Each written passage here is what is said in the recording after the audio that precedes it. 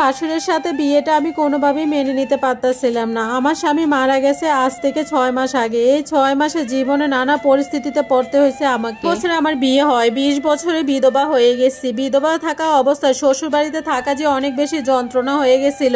ভালোবেসে বিয়ে করেছিলাম ক্লাসমেটকে, বাবা মার অবাধ্য হয়ে বিয়ে করেছিলাম তাকে। শাশুড়ি মেনে না নিলেও ফেলে দেয়নি, কড়া শাসনে রেখেছে। শাশুড়ি সবসময় বলতো সন্তান যেন না হয়। শাশুড়ি বলতো যে তোমাকে বলে দিছি আমার সন্তান তোমার কাছে আসার চেষ্টা করলে কোনোভাবেই সুযোগ দিবা না। এখন কোনো সন্তান তোমার গর্গে আসুক এটা আমি চাই না। শাশুড়িকে বললাম ও তো আমার স্বামী, আমি তো ওকে অধিকার থেকে বঞ্চিত করে রাখতে পারি না। তাছাড়া কতদিন আটকিয়ে রাখবো? ও যদি জোর করে আমার কাছে চলে আসে তাহলে হয়তো বা কোনো একদিন ওর সন্তান চলে আসবে। আর আপনি কেন আমাদের সন্তান নিতে নিষেধ করছেন? আপনার ছেলে তো আমাকে হালালভাবে বিয়ে করেছে, সন্তান হলে তো অবৈধ হবে না, বৈধ হবে। তখন শাশুড়ি বলল কোনটা বৈধ কোনটা অবৈধ আমি তোমার সাথে তর্ক করব না। আমি যেটা বলেছি সেটা যেন তোমার মাথায় থাকে। তুমি এই বাড়িতে থাকতে পারবে না। আমার শাশুড়ি কেন আমাকে সন্তান নিতে দিবে না এটা তখন আমি কোনোভাবেই বুঝতে পারলাম না। আমার বিয়ের পর হঠাৎ করে আমার স্বামীর অনেক বেশি ডেঙ্গু জ্বর হলো। ওষুধ, কত চিকিৎসা, কত কান্নাকাটি, কোনো কিছুতেই স্বামীকে ফিরাতে পারলাম না। আমার স্বামী মৃত্যুর সময় শাশুড়ি হাত ধরে বলেছিল মা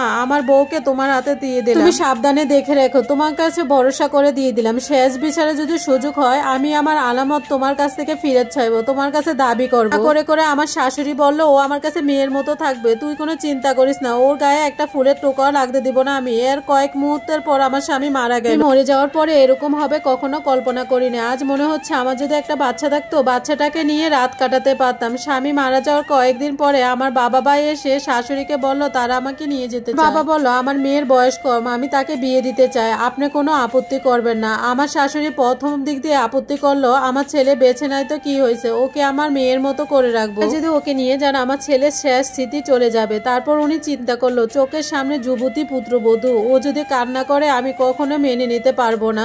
আমার শাশুড়ি কোনো আপত্তি না করে আমার বাবা ভাইকে বলল ঠিক আছে আপনারা নিয়ে যান, ওর জন্য যেটা ভালো হয় সেটাই করুন। আমার বাবা ভাইয়ের সাথে আমি চলে আসলাম। তারপর 3 দিনের মাথায় আমার শাশুড়ি বাবার বাসায় এসে হাজির হলেন। আমার শাশুড়ি বাবার হাত ধরে খুবই কান্নাকাটি করলেন এবং বললেন বিআই সাহেব আমার সুমিকে আমার কাছে রাখতে চায়, আমি ওকে মেয়ের মতো করে রাখবো, তাই বলছি আমার বড় ছেলের সাথে ওকে বিয়ে দিতে চায়। আমার শাশুড়ি মুখে এমন কথা শুনে আপত্তি করে বললাম মা এ কি বললেন আপনি? স্বামীর অধিকার অন্য কাউকে দিতে পারবো না। তখন আমার শাশুড়ি হাত ধরে বলল মা রে আমি যখন তোর বয়সে ছিলাম তখন আমার প্রথম সন্তান জন্ম দিতে গিয়ে প্রথম সন্তানে মারা যায়।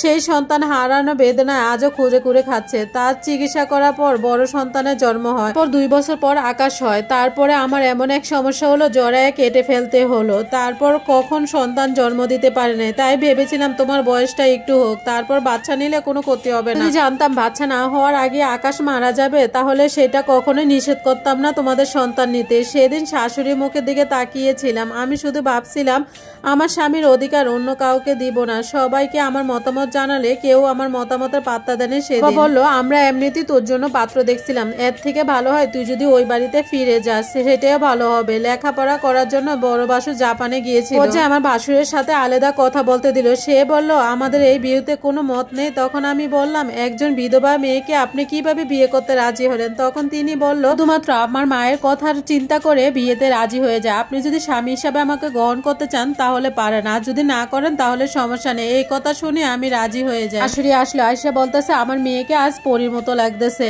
আমার মেয়ে আজ আমার ঘরে ফিরে যাচ্ছে। ভাগ্যের লেখন কখনো খণ্ডাতে পারবেন না, আপনার ভাগ্যে যেটা আছে সেটা হবেই।